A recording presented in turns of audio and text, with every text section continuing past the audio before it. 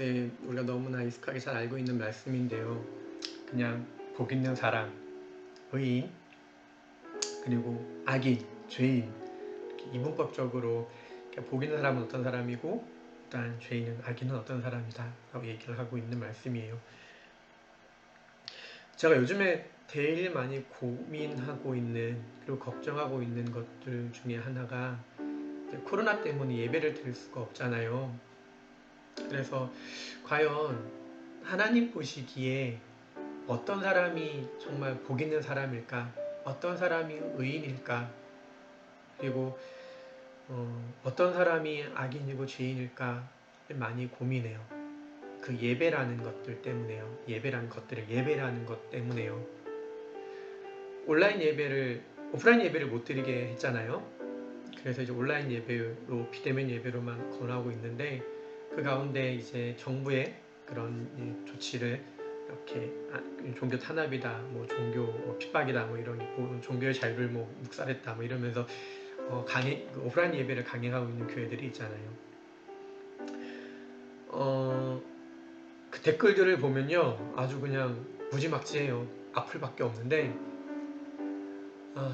참 기독교인들이 참 살기가, 나 기독교인이야 라고 말하고 살기가 참 힘든 세상인 것 같아요. 요즘 같은 시국에는요. 사실 예배를 어떻게 드려야 돼? 라는 그런 얘기를 오늘 나누고 싶은 건 아니고요. 다만 요즘 같은 이런 시국에 과연 어떤 사람이 의인일까를 많이 고민하게 돼요. 예배, 생활, 오프라인 예배를, 주일 예배를 성소를 하고 하는 그런 사람들이 의인일까? 하나님 보시기에. 아니면 이제 뭐 다른 여타 많은 이유들 때문에 이제 비대면 예배를 하고 또한 그렇게 하는 것이 하나님 보시기에 정직이고 의로움일까, 선한 것일까, 많은 고민들을 하는데, 이거 사람들마다 생각이 다 다를 것 같아서 이 시간 제가 그걸 얘기할 건 아니고요. 다만 제가 여러분들과 함께 나누고 싶은 말씀은 그거예요. 오늘 성경 말씀을 보면 악인들은 꾀를 내요. 그리고 죄인들의 길에 서요. 그리고 오만한 자들의 자리에 앉으려 해요. 그러한 활동들이 복 있는 사람과는 좀 거리가 먼 삶이다라고 얘기를 하고 있어요.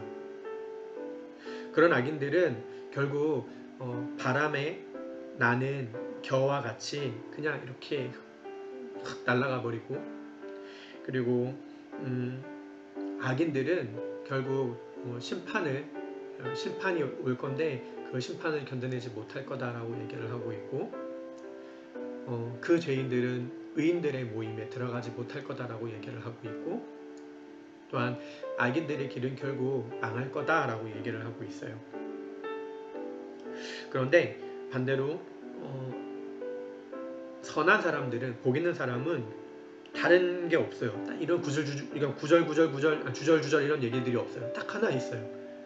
그냥 그는 시냇가에 심은 나무가 철을 따라 열매를 맺는 것처럼 이라고 딱 한 줄 나와 있어요. 의인의 길은 여호와께서 인정하신대요. 시냇가에 심은 나무처럼 철을 따라 열매를 맺는 그러한 것들을 여호와께서 인정하신대요. 그 길을 인정하신대요.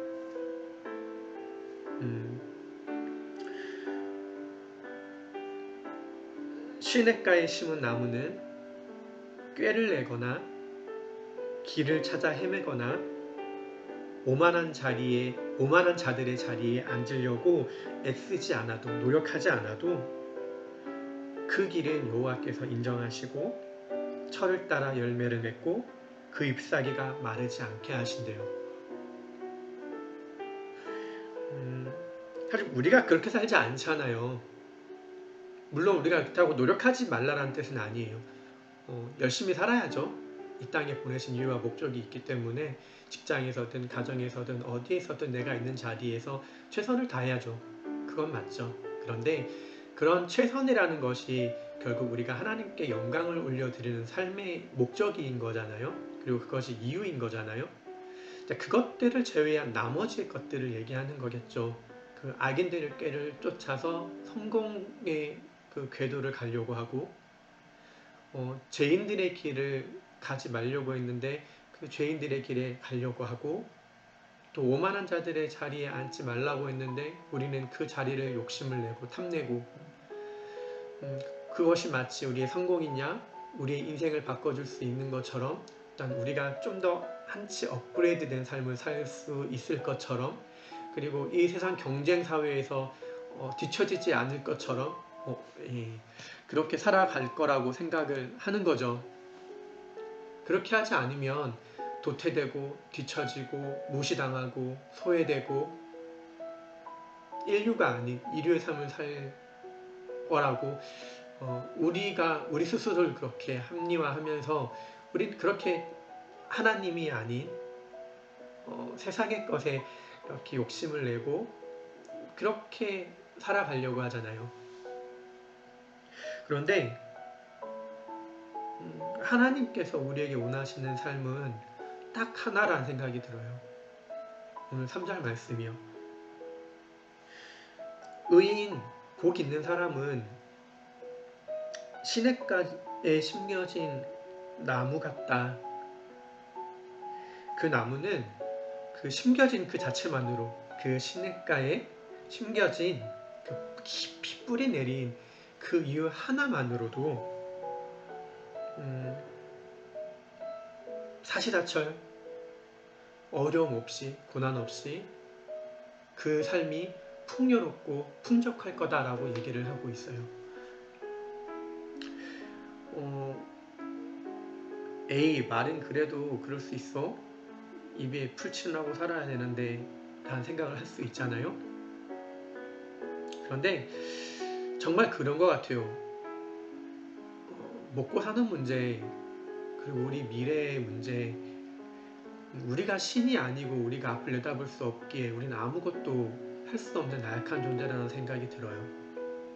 아무리 꾀를 내고 아무리 그 좋은 길을 찾아서 가려고 하고 아무리 좋은 자리 좋은 그곳에 내가 거기를 오르기 위해서 노력을 하고 애쓴다 해도 세상이 내 뜻대로는 잘 안 되는 것 같아요. 결국 내가 할 수 있는 가장 쉬운 방법, 가장 빠른 방법, 그리고 가장 확실하고 정확한 방법은 그냥 내가 그 시냇가 옆에 있는 것. 그것보다 더 좋은 방법은 없는 것 같다는 생각이 들어요. 그 시냇가가 뭐예요?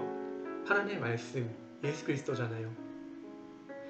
내가 예수 그리스도 하나님의 말씀 그 옆에 그냥 가만히 있기만 하면 물론 성경책을 그냥 이렇게 얹어놓고만 있으면 안 되겠죠. 펼치고 봐야겠죠. 그 하나님의 말씀이 내 삶의 가까이에서 내가 그 말씀 속에 뿌리를 내리고 그냥 가만히 있기만 하면 내가 애쓰지 않아도 내가 노력하지 않아도 열매가 맺히고 나뭇잎이 풍성해지고 마르지 않고 시들지 않고 그렇게 내 삶이 이루어져 간다라는 생각이 들어요.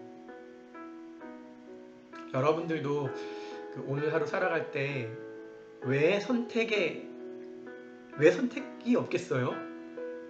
수많은 선택을 하죠. 또 많은 후회를 하죠. 또 많은 실수를 하죠. 또한 그 실수를 또 무마하기 위해서 또 다른 애를 쓰고 거짓말을 하고 노력을 하고 하죠. 근데 그것보다 오늘 하루 내가 참 잘 살았다라고 오늘 밤에 내가 잠자리에 누워서 이렇게 잠을 잘 청할 때 그래도 내가 오늘 참 잘 살았다라고 말할 수 있는 유일한 방법은 내가 오늘 그래도 하나님의 말씀을 붙잡고 하루를 계속 그 말씀을 묵상하면서 오늘 나에게 주신 이 말씀을 묵상하면서 살았다라는 그 마음일 것 같다라는 생각이 들어요. 여러분들은 어떠셨어요? 오늘 이 말씀 가운데 여러분들에게 주신 말씀이 있으셨어요? 그 말씀이 만약 있었다면 그 말씀을 꼭 붙잡고 오늘 하루 열심히 살아가시는 또한 저와 여러분들이 되었으면 좋겠습니다. 자, 오늘 하루도 승리하는 여러분들 되시길 바랍니다. 감사합니다.